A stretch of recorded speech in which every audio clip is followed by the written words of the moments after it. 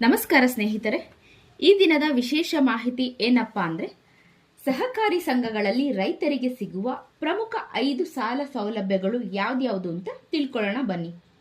ಸರ್ಕಾರದ ನೆರವಿನೊಂದಿಗೆ ಸಹಕಾರ ಸಂಘಗಳು ಕೃಷಿ, ಹೈನುಗಾರಿಕೆ, ಮೀನುಗಾರಿಕೆ ಮತ್ತು ಮೂಲಸೌಕರ್ಯ ಅಭಿವೃದ್ಧಿಗೆ ಅಂತ ಅತ್ಯಂತ ಕಡಿಮೆ ಬಡ್ಡಿ ದರದಲ್ಲಿ ಅಥವಾ ಬಡ್ಡಿ ರಹಿತ ಸಾಲವನ್ನ ನೀಡುತ್ತಿವೆ.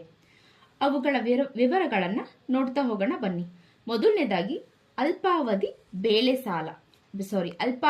ಬೆಳೆ ಸಾಲ ಮತ್ತು ದುಡಿಯುವ ಬಂಡವಾಳ ಅಂದ್ರೆ ಶೂನ್ಯ ಬಡ್ಡಿ ಯೋಜನೆ ಅಂತ. ಇದು ರೈತರಿಗೆ ಅತ್ಯಂತ ಜನಪ್ರಿಯ ಮತ್ತೆ ಅಗತ್ಯವಾದ ಯೋಜನೆಯಾಗಿದೆ. ಏನಪ್ಪಾ ಇದು ಹೇಗೆ ನಡೆಯುತ್ತೆ ಅಂದ್ರೆ, ಇದು ಮುಂಗಾರು ಹಂಗಾಮಿನ ಕೃಷಿ ಚಟುವಟಿಕೆಗಳಿಗೆ ಅಂದ್ರೆ ಈ ಬೀಜ, ಗೊಬ್ಬರ, ಕೂಲಿ ಇತ್ಯಾದಿ ಮತ್ತು ಪಶು ಸಂಗೋಪನೆ, ಮೀನುಗಾರಿಕೆ ದೈನಂದಿನ ಖರ್ಚುಗಳಿಗೆ ನೀಡುವಂತಹ ಸಾಲವಾಗಿದೆ.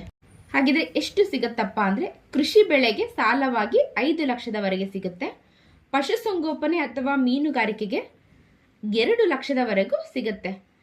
ಬಡ್ಡಿ ಇದು ಸಂಪೂರ್ಣವಾಗಿ ಶೂನ್ಯ ಇರುತ್ತೆ, 0% ಬಡ್ಡಿ ಇರುತ್ತೆ. ಹಾಗಿದ್ರೆ ಒಂದಷ್ಟು ಕಂಡೀಷನ್ ಇದೆ. ಏನಪ್ಪಾ ಅಂದ್ರೆ, ಈ ಶೂನ್ಯ ಬಡ್ಡಿಯ ಲಾಭ ಪಡೆಯೋದಕ್ಕೆ ನೀವು ಸಾಲವನ್ನ ಪಡೆದ 1 ವರ್ಷದೊಳಗೆ ಅಥವಾ ಸಾಲವನ್ನ ನಿಗದಿಪಡಿಸಿದ ಒಂದು ಗಡುವಿನೊಳಗೆ ಕಡ್ಡಾಯವಾಗಿ ನೀವು ಮರುಪಾವತಿ ಮಾಡಿರಬೇಕು. ತಪ್ಪಿದ್ರೆ ಬಡ್ಡಿ ಅನ್ವಯ ಆಗತ್ತೆ. ಹಾಗಿದ್ರೆ ಇದಕ್ಕೆ ಯಾರೆಲ್ಲ ಅರ್ಹರು ಅಂದ್ರೆ, ನಿಮ್ಮ ಜಮೀನು ಇರುವ ವ್ಯಾಪ್ತಿಯ ಪ್ರಾಥಮಿಕ ಕೃಷಿ ಪತ್ತಿನ ಸಹಕಾರ ಸಂಘದ ನೀವು ಸದಸ್ಯರಾಗಿರ್ಬೇಕು ಮತ್ತು ಆ ಜಮೀನಿನ ಮೇಲೆ ಬೇರೆ ಯಾವುದೇ ಬ್ಯಾಂಕ್ ಸಾಲ ಇರಬಾರದು. ಎರಡನೇದಾಗಿ ಮಧ್ಯಮಾವಧಿ ಮತ್ತು ದೀರ್ಘಾವಧಿ ಕೃಷಿ ಸಾಲ. ಕೇವಲ ಬೆಳೆ ಬೆಳೆಯೋದಲ್ಲದೆ ಜಮೀನಿನ ಅಭಿವೃದ್ಧಿಗೆ ಒಂದು ದೊಡ್ಡ ಮೊತ್ತದ ಹಣ ಬೇಕಾದಾಗ ಈ ಯೋಜನೆ ನೆರವಿಗೆ ಬರುತ್ತೆ. ಅಂದ್ರೆ ಕೃಷಿ ಯಂತ್ರೋಪಕರಣಗಳ ಖರೀದಿ ಮಾಡೋದು, ನೀರಾವರಿ ಸೌಲಭ್ಯ ಅಂದ್ರೆ ಪೈಪ್ಲೈನ್, ಬಾವಿ, ಭೂಮಿ ಅಭಿವೃದ್ಧಿ ಮುಂತಾದ ದೀರ್ಘಕಾಲೀನ ಹೂಡಿಕೆಗಳಿಗೆ ನೀಡುವಂತಹ ಸಾಲವಾಗಿದೆ. ಎಷ್ಟು ಸಾಲ ಸಿಗುತ್ತೆ ಅಂದ್ರೆ, ಮ್ಯಾಕ್ಸಿಮಮ್ 15 ಲಕ್ಷದವರೆಗೆ ಸಿಗುತ್ತೆ. ಬಡ್ಡಿ ಇದಕ್ಕೆ ಕೇವಲ 3% ಇರುತ್ತೆ. ಮರುಪಾವತಿಯ ಅವಧಿ ಗರಿಷ್ಠ 10 ವರ್ಷಗಳ ಅವಧಿ. ನಿಗದಿತ ಸಮಯದಲ್ಲಿ ಮರುಪಾವತಿ ಮಾಡಿದ್ರೆ ಮಾತ್ರ ಈ ಬಡ್ಡಿಯ ಲಾಭ ನಿಮಗೆ ಸಿಗತ್ತೆ. ಅಂದ್ರೆ 3% ಬಡ್ಡಿ ಹಾಗೆ ಸಿಗತ್ತೆ. ಅಡಮಾನ ಸಾಲ. ಬೆಳೆ ಕಟಾವಿನ ಸಮಯದಲ್ಲಿ ಮಾರುಕಟ್ಟೆಯಲ್ಲಿ ಬೆಲೆ ಕುಸಿದಿದೆಯಾ ಅಥವಾ ಕಡಿಮೆ ಬೆಲೆಗೆ ಮಾರಾಟ ಮಾಡಿ ನಷ್ಟ ಮಾಡ್ಕೊಳ್ಬೇಡಿ ಅನ್ನೋದು ಇದರ ಉದ್ದೇಶ. ಕೃಷಿ ಉತ್ಪನ್ನಗಳನ್ನ ಸಹಕಾರಿ ಸಂಘದ ಗೋದಾಮ್ಗಳಲ್ಲಿ ಸುರಕ್ಷಿತವಾಗಿ ಶೇಖರಿಸಿಟ್ಟು ಅದರ ಆಧಾರದ ಮೇಲೆ ನೀವು ಪಡೆಯುವಂತಹ ಸಾಲ ಆಗಿದೆ. ನೀವು ಇಟ್ಟಿರುವ ಉತ್ಪನ್ನದ ಮಾರುಕಟ್ಟೆ ಮೌಲ್ಯದ 70% ಅಥವಾ ಗರಿಷ್ಠ 2 ಲಕ್ಷದವರೆಗೆ ನಿಮಗೆ ಸಾಲ ಸಿಗುತ್ತೆ. ಇದಕ್ಕೆ ಬಡ್ಡಿ 3% ಬೀಳುತ್ತೆ. ಅವಧಿ ಎಷ್ಟು ಅಂದ್ರೆ 6 ತಿಂಗಳವರೆಗೆ. ಈ ಸಮಯದಲ್ಲಿ ಬೆಲೆ ಏರಿಕೆ ಆದಾಗ ನಿಮ್ಮ ಉತ್ಪನ್ನವನ್ನ ಮಾರಾಟ ಮಾಡಿ ಸಾಲವನ್ನ ತೀರಿಸಬಹುದು ಮತ್ತು ಇದರ ಲಾಭವನ್ನ ನೀವು ಪಡೆದುಕೊಳ್ಳಬಹುದು. 4ನೇದು ಗುಡ್ಡಗಾಡು ರೈತರಿಗೆ ಪಿಕಪ್ ವ್ಯಾನ್ ಸಾಲ ಅಂತ. ಯಾರಿಗೆಲ್ಲ ಅಂದ್ರೆ, ಶಿವಮೊಗ್ಗ, ಚಿಕ್ಕಮಗಳೂರು, ಕೊಡಗು, ಹಾಸನ, ದಕ್ಷಿಣ ಕನ್ನಡ, ಉಡುಪಿ ಮತ್ತು ಉತ್ತರ ಕನ್ನಡ ಜಿಲ್ಲೆಗಳ ಗುಡ್ಡಗಾಡು ಪ್ರದೇಶದ 15%ಗಿಂತ ಇಳಿಜಾರು ಪ್ರದೇಶದಲ್ಲಿರುವಂತಹ ರೈತರಿಗೆ ಮಾತ್ರ ಸಿಗುತ್ತೆ.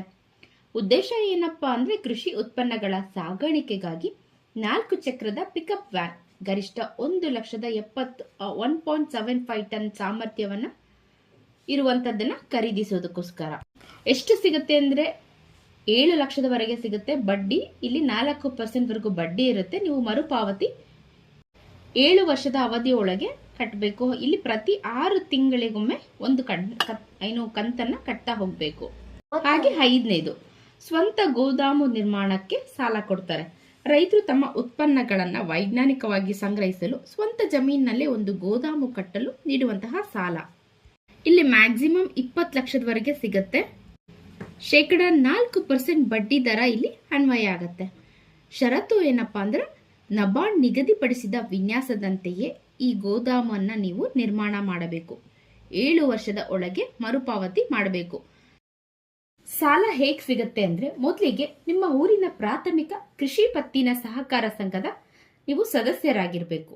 ಸಂಘಕ್ಕೆ ಭೇಟಿ ನೀಡಿ ಕಾರ್ಯದರ್ಶಿಯವರ ಬಳಿ ಯಾವ ಸಾಲ ಯೋಜನೆಗೆ ಅರ್ಜಿನ ಸಲ್ಲಿಸಬೇಕು ಅಂತ ಕೇಳ್ಕೊಳ್ಳಿ. ನಂತರ ನೀವು ಪ್ರಮುಖವಾಗಿ ಪಹಣಿ, Aadhaar card, PAN card, photo ಮತ್ತು ಸಂಘ ಕೇಳುವಂತಹ ಇತರ ಭೂ ದಾಖಲೆಗಳನ್ನ ಸಲ್ಲಿಸಬೇಕಾಗತ್ತೆ. ಬೆಳೆ ಸಾಲಕ್ಕೆ ಬೆಳೆ ದೃಢೀಕರಣ ಪತ್ರ ಬೇಕಾಗಬಹುದು.